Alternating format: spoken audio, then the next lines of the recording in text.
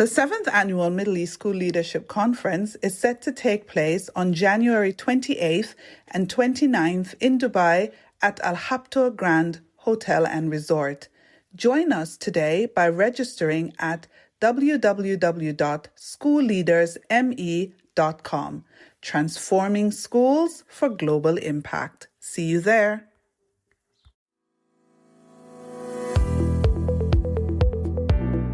You are listening to the Teach Middle East podcast, connecting, developing, and empowering educators.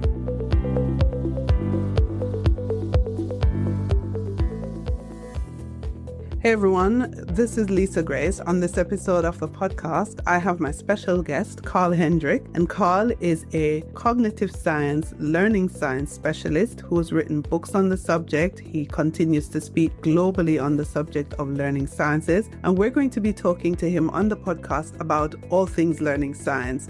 If this is your first time listening to the Teach Middle East podcast, please hit subscribe. I also want to shout out our sponsor for this episode, Oryx Sky Education. And they are bringing Carl over to the UAE for our Middle East School Leadership Conference on January 28th and 29th in Dubai. So if you're listening to this podcast before that date, please do register at schoolleadersme.com. Now, enjoy this episode. Hey everyone, Lisa Grace here for the Teach Middle East podcast.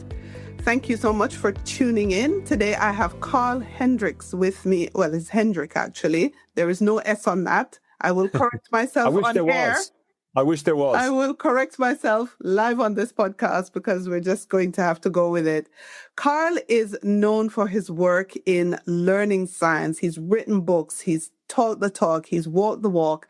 And he is on his way here, or maybe by the time you're hearing this, he would have already been here. But he's coming over to the UAE to keynote two special events. One, the Middle East School Leadership Conference Day 2 at Al Habtoor Grand, and also the Abu Dhabi Teachers Conference at Al Yasmina Academy in Abu Dhabi. And so before he gets here, if you're lucky enough to hear this podcast before he does, then please make sure you come along and listen to him live at these or either of these two events. Carl, welcome to the podcast. I'm delighted to be here. Why learning science? What's gotten you into this field?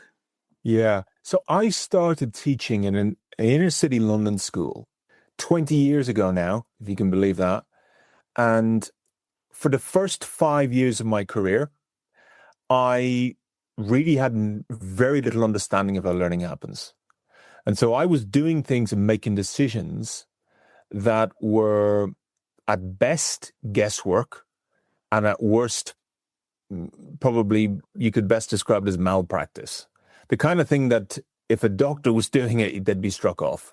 One of the things that was sort of very prevalent at the time was learning styles. The idea that you should teach content to match the preferred learning style of a particular student. So what that meant in practice was that you were having to design and plan 3 lessons for every 1 lesson. So I was making a lesson plan, and I was doing 1 set of resources for the visual learners, 1 set of resources for the kinesthetic learners, and 1 set of resources for the auditory learners. I since learned that there's absolutely no evidence to support that at all. Obviously, the content determines the instruction or the form of delivery. What I ended up was I was in a culture where teachers were working twice as hard as the kids, and half the amount of learning was going on. So it led me to try to find what's the best available evidence about learning. And it led me to cognitive science, and it led me to things around working memory limitations, long-term memory, schema building. What are the levers you can pull in a classroom to help students learn things? And I learned that one of the most powerful levers are things like retrieval practice. So testing is, as Robert Bjork calls it, a learning event. Not something that you do at the end of learning, but it's something that actually drives learning. So I began to read a lot of research in that field and began to see that this is stuff that teachers need to know. This is really, really helpful if you're teaching students, at whatever age, it's super, super helpful. And it's also, I think, allows teachers to make more informed decisions in their classroom and become, I think, have a sort of a toolkit or a kind of an arsenal of weapons and strategies that you can use. So I did that, and then I started working with different people, and I was at a school where I was appointed head of research, and the job there was to try to filter out what evidence would be helpful to school leaders and be helpful for people making decisions about curriculum, instruction, and assessment. Then I wrote a book called What Does This Look Like in the Classroom, which was essentially trying to take questions from real teachers, put them to experts, and get some sort of dialogue going. And then that's how I started. And then I wrote some books with Paul Kirshner, and now the work that I do is pretty much in that sort of in-between phase between here's what the science says, here's what schools are doing, school leaders and teachers, how can we bridge the gap? So a lot of the work I do now is sort of translating evidence into something that schools and leaders can use. So that piece about learning styles that you discovered was absolute rubbish is still pervasive till today. And so there are a lot of misconceptions about learning in the classroom that teachers hold on to. What are some of those that you've discovered over the years, those illusions that we keep following? Learning styles is one that we have absolutely no evidence to support it. But some other ones are more deceptive. So the idea that learning and performance are two different things. The idea that you can somehow use certain things as proxy indicators of learning in a classroom. The idea that a leader can go into a room and measure learning through engagement, for example, is a very bad indicator of learning. Things like kids repeating things back, nodding their heads. Learning is much more, I would describe it as being, it's circular in nature. So, for example, we can get kids to perform in a lesson. We can get them to parrot things back. We can get them to look like they're engaged, look like they're enjoying themselves, look like they're learning stuff. But if there isn't that change in long-term memory, then to what extent can we say they've learned it? I'm defining learning, this is Paul Kirshner's definition, as a change in long-term memory. If the students have not remembered the thing that you've taught them next Tuesday, then can they do anything with it? Can they use it? Can they be creative? Can they be problem solvers? Can they think critically? You can't think about something you don't know. Knowledge is something you think with.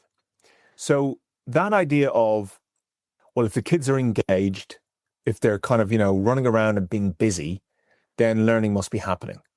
That, I think, is one of the major misconceptions about learning. So what do we know about how learning happens? Well, essentially, we're talking about three things. We're talking about curriculum, what you're teaching, instruction, how you teach that curriculum, and assessment, how do you know they've learned it? And really, the alignment between those three things determines how well that student will be able to think critically about something in a week, 2 weeks, 3 weeks' time, because we don't want them just to be able to parrot stuff off in a classroom. We want them to have that knowledge. We want them to be confident learners, to be able to think critically in the long term. So that'd be one thing. There's a whole range of stuff like multiple intelligences, most stuff that's kind of faddish. The idea that communication is, 90% nonverbal. What else is a myth? Bloom's taxonomy is another one that was never, Bloom never came up with that triangle. That came up by business consultants much after the fact. The idea that knowledge is the least important part of learning is profoundly wrong. Knowledge is an integral part of learning.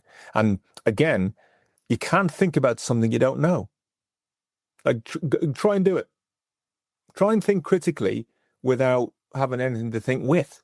And we have privileged 21st century skills, critical thinking, all of these things without specifying, well, what does critical thinking look like? It looks like a particularly structured form of knowledge.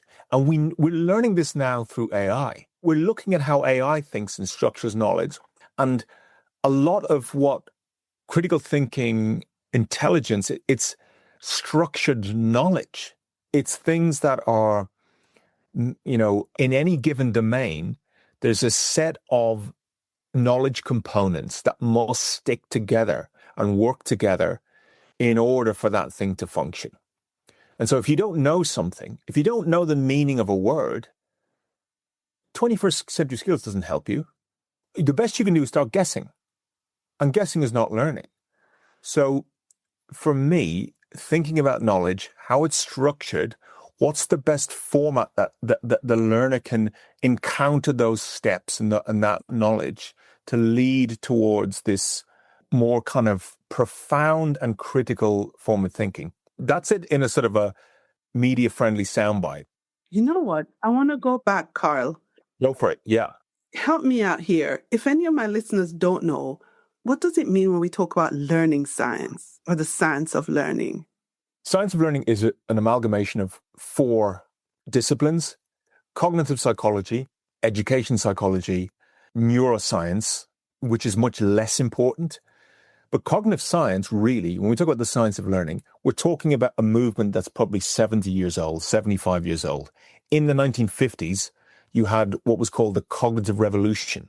You had a bunch of scientists, people like George Miller and others, who started to really think carefully about the interaction between memory, short-term memory, long-term memory. How does the human mind remember stuff? How long does it take to forget stuff? How many things can you hold in your working memory before something gets cut out? Now, this was first measured by Ebbinghaus in the 1880s, but it really starts to become a science in the 50s and 60s. And then what you had were these models of the mind that were created around working memory, long-term memory. What is the limits of working memory? The number one thing any teacher or school leader needs to know if you're planning instruction is how many things can the kid hold in their mind, new things, before they lose attention. Miller in the 50s measured this, and he said that number is 7 plus or minus 2. We now think that number is near to 4. Now, that's unbelievably important for kids because we're asking kids to do that every single day. Here's one thing. Okay. Here's another thing. Yeah. Here's another thing. The extent to which the student has stuff in their long-term memory to understand those things determines how they can work with that new knowledge. So the second thing is how do you get the stuff into your long-term memory? What's the most effective way if I want to learn a language, if I want to learn history, if I want to learn the scientific method, if I want to learn about Shakespeare, there needs to be some generative aspect to that. You don't learn passively. In other words, lecturing has its place, but you're not going to learn if someone's talking at you for 90 minutes. By the same token, discovering things for yourself is another really bad way to learn stuff. So what we're talking about with effective learning is we have evolved to share enormous amounts of information, extremely complex information. And we do it by sequencing that knowledge, explaining it step by step, building up that knowledge. As Dan Willingham reminds us, understanding is remembering in disguise. You draw together things that you think you knew and they come together to form a new thing. So learning science is that. And then in the 70s, you get this model of working memory, short-term memory, and how those things interact with each other. But at a basic level, we're talking about working memory is limited, long-term memory is relatively finite or infinite, and stuff needs to pass through that bottleneck to get into long-term memory. And one of the most effective ways is retrieval practice. There's something about the human brain that when we have to dig out an answer, like when we have to kind of remember that thing, we sort of rewrite the code. Like if I say to you, here's 5 numbers, you can repeat them back to me, but they'll be gone within, an hour or probably 5 minutes. If you have to kind of look at it and then I say, I'm going to ask you again in 10 minutes. And you have to then remember it and generate an answer. That seems to be the writing down of it into your long-term memory. And in general terms, if you do that 3 times, most people can remember stuff, particularly if it's vocab or stuff you're going to use. So instructional design is leveraging that in architecture of human memory. And it's the most important thing, because if we're not using that, then what are we using? We're using vibes or guesswork or hunches or fads or gimmicks. So in order for our profession, I believe, to become something like engineering or science or medicine, then we need an agreed upon body of knowledge. And that body of knowledge, for me, is the science of learning or cognitive science. Makes sense. You know, when you were talking earlier, you were saying learning styles debunked. Maslow's, what's that one? The triangle. Bloom's taxonomy. Bloom's taxonomy. That's also out the window. What do school leaders, educators need to bear in mind when they're adopting these pedagogies, these theories, these things into schools? Because a lot of us, we thought those were legit. What are we missing? Well, I think that learning is a lot like anyone who's gotten in shape or tried to lose weight. They know that 90% of it is diet. You can't outrun a bad diet. You can't out CrossFit if you're just having a bad diet. And curriculum is the same thing. You cannot out-teach a bad curriculum. So the first thing is, what is the knowledge you're teaching? How is it sequenced? How does the knowledge build upon? You want to make it irresistible for the we do this really well with early reading. There's very little disagreement now about the way to teach early reading: systematic synthetic phonics, and then fluency, and then they build on that. Nobody gives the 4-year-old a book and goes, right, just discover for yourself how to read it. There's not many discovery learning driving instructors. There's not many dentists who are going, well, I'm just going to try it this way because it's like, I think this works for me. Yeah, teachers are doing that all the time. They go, oh, well, here's a new thing I've seen on Pinterest last night. I'm going to go in and try that. And I mean, imagine going into your doctor and he's going, well, I know what the science says, but I'm going to do it this way because this is what works for me. So I think the first thing would be to think about, what is it you're teaching the kids in a unit? What's the best sequenced curriculum that we have? And then the instruction, what you're teaching the kid determines how you teach it.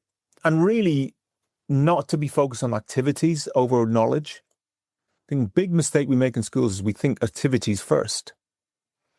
Like the person trying to get fit, they think about, well, what am I going to do to get fit? I know, I'll do yoga without actually thinking about, the diet or anything else. So knowledge, correctly sequenced, 99% of people will learn things.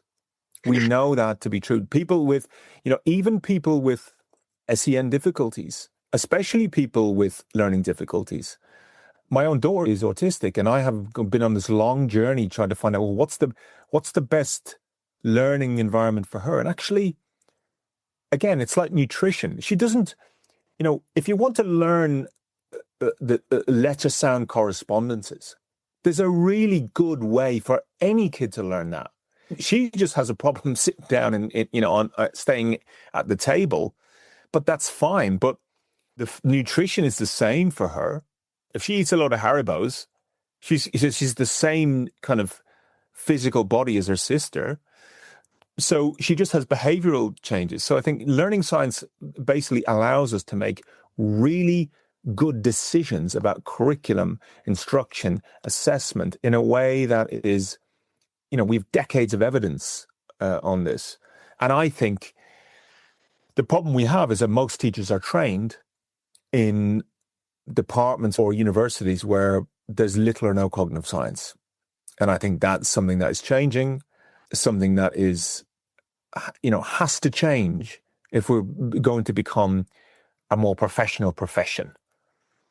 Talk to me about the use of retrieval practice then, because a lot of talk now is that teachers no longer need to be the fountain of knowledge. Teachers no longer need to impart knowledge. Kids can go and get knowledge anywhere and come and do this, that. How does that sit alongside retrieval practice work in classrooms? Great question. Well, first of all, I totally disagree with when people say teachers shouldn't be the idea that the most knowledgeable person in the room should be the one who talks the least is ridiculous as it sounds. If you're teaching a bunch of 14-year-olds about Shakespeare, the person who should be explaining it at the start, at the beginning, is the teacher. The kids shouldn't be guessing their way towards an answer. That's incredibly inefficient. What I would say is you want explicit instruction up front. You want very clear explanation of what the thing is. And then as students become more knowledgeable, then you release them to be able to use that knowledge and discover things for themselves, but only when they have very good schemas of knowledge about that thing. So retrieval is an extremely powerful thing. So for example, if you teach a key concept on a Monday and it's something like the causes of World War II, and there's a key thing you want the kids to know, not like stuff that's not really that important, like certain dates or, although that is important, but there'll be certain kind of really important critical things to know. For example, if you're teaching Shakespeare, something like, what is a soliloquy? It's a speech that the characters make at the front of the stage. That's a really pivotal hinge piece of knowledge. You want the kids retrieving that a bunch of times so as they don't forget it. So they don't get to 3 or 4 weeks down the line and they're going, yeah, I've forgotten the thing that we spent an hour on, a couple of weeks ago. As a general rule, 20% of the knowledge drives 80% of the learning. And retrieval means identifying what that 20% is. What's the 20% non-negotiable? If you remember nothing else, kids, remember this 20% of things. What is that thing? Have you identified that at the start of the year? And are you hammering that home? Do the kids have multiple opportunities to re-encounter that knowledge? And if they do, they're going to learn it. They're going to learn it and they're going to not forget it. And as a result, they're going to be more confident learners. What we've got are teachers who go, well, I've covered it, so therefore I move on. Whether they forget it or not is not my problem.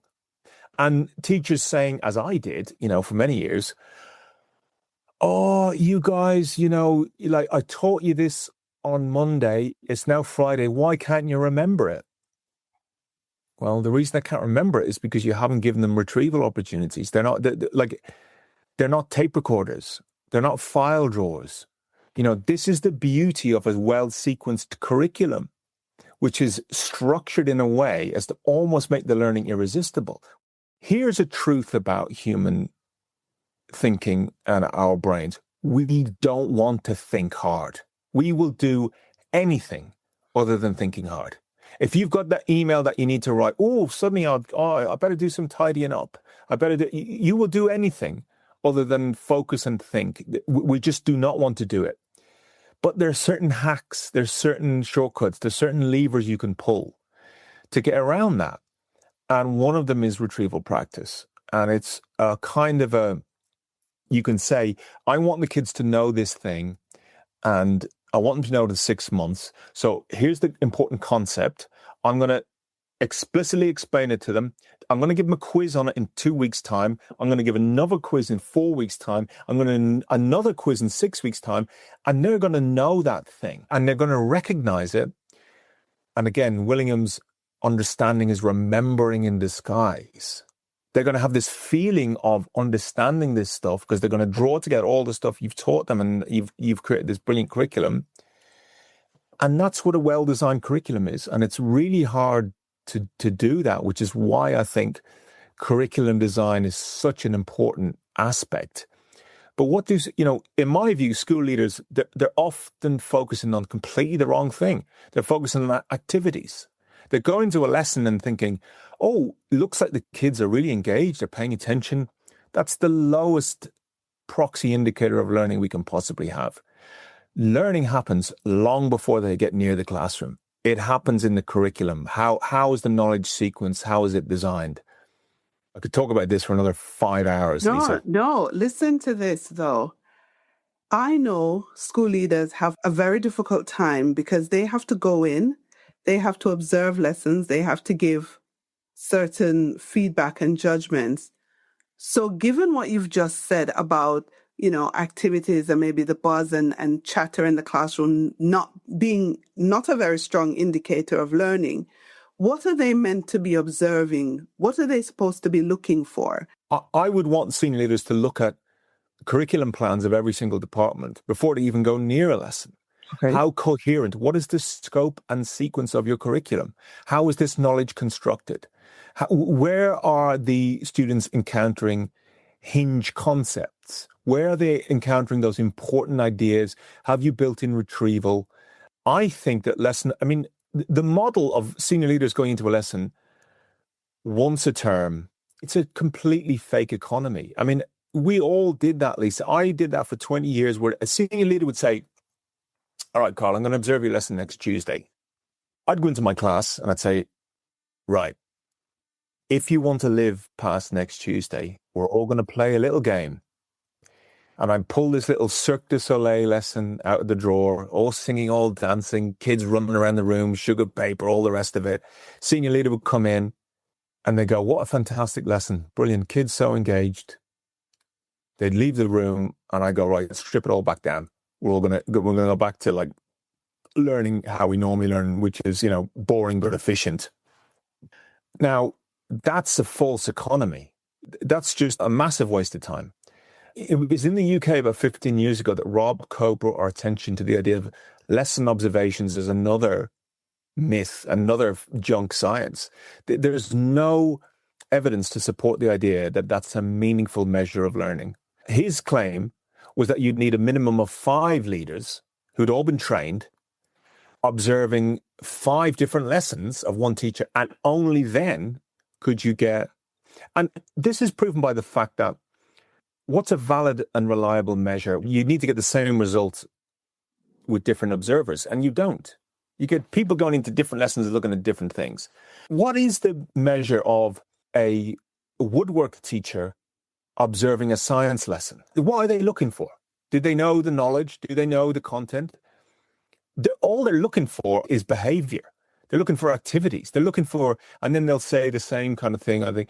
So I think the really good schools that I see and work with, they have a much more instructional coaching model, which is less about graded lesson observations and more about saying to staff, can we identify something we want to improve in a term?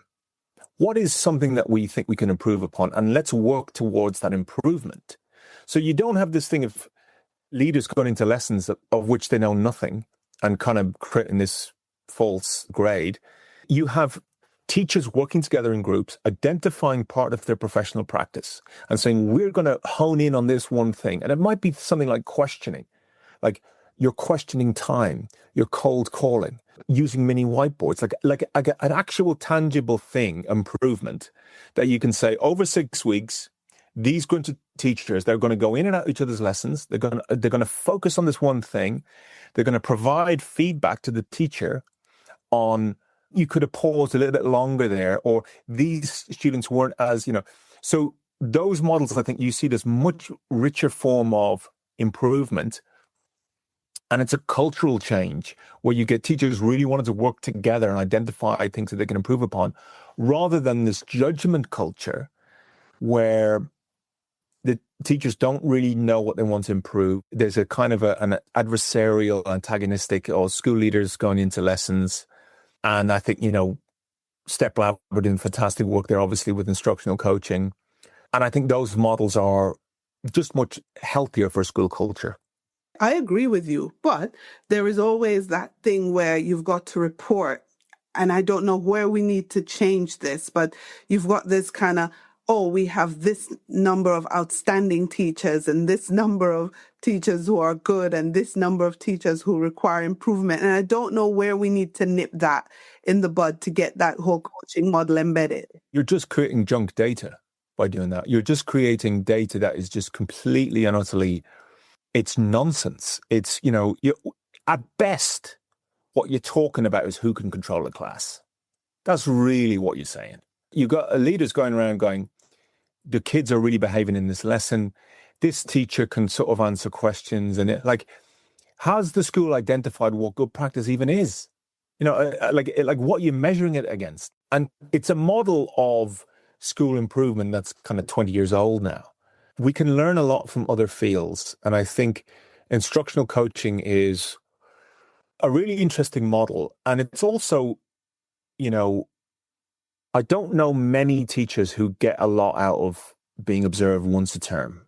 I don't know many teachers who sort of think, well, that was a really useful, it's a tick box exercise that we think we need to do. And I think it's because, as Dylan William reminds us, it's not because teachers are not good enough. It's because every teacher can be better. And every teacher has the ability to improve. But if we haven't identified what they want to improve and also be linked with their own professional vision as well.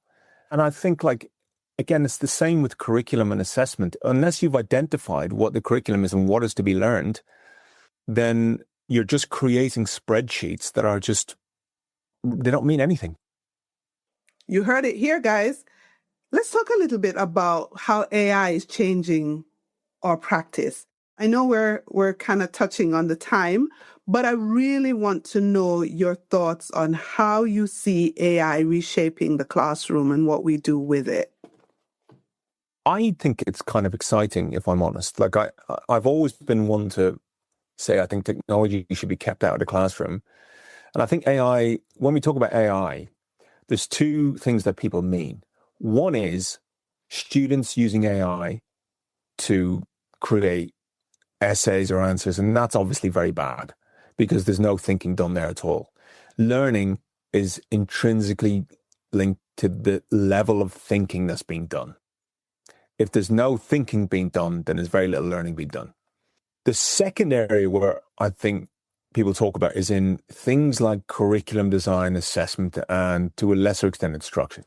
And that to me is exciting because we could have a world where AI is designed, like I just there spoke about curriculum. We're seeing already some studies coming out where AI is designing curricula. In other words, a teacher starting off the year and they're going, I'm teaching these 30 kids. Here's their ability. Here's their cultural background. Here are their learning needs. Here is the knowledge to be taught. Here's the previous knowledge they have. Here's what I want them to learn. And we're seeing AI designing really good curricula, and not just the sequence, but the activities that would need to be done. And then you could see a world where you're then giving the AI, after 2 weeks, the student or some kind of measure of learning, and the AI responding to that and going, for this particular kid, here's the gaps in their knowledge. They have missed out on this idea or that idea, and they need that to be filled. Very often, the feedback loops in most classrooms are too long. We're finding out too late that a kid doesn't know something. So if a kid doesn't know something, very often, the teacher doesn't know, or they do a test 2 weeks later, and it's like, well, you don't know, you don't understand that thing. So you need to, does the teacher go back and reteach the thing? It hasn't got time. You've got to keep moving. Is there a world where AI could then come in and say, you didn't understand this part of fractions or this part of this particular language. Here's a beautifully designed video or a beautifully designed set of retrieval practice questions specifically for that kid. And I think that's exciting.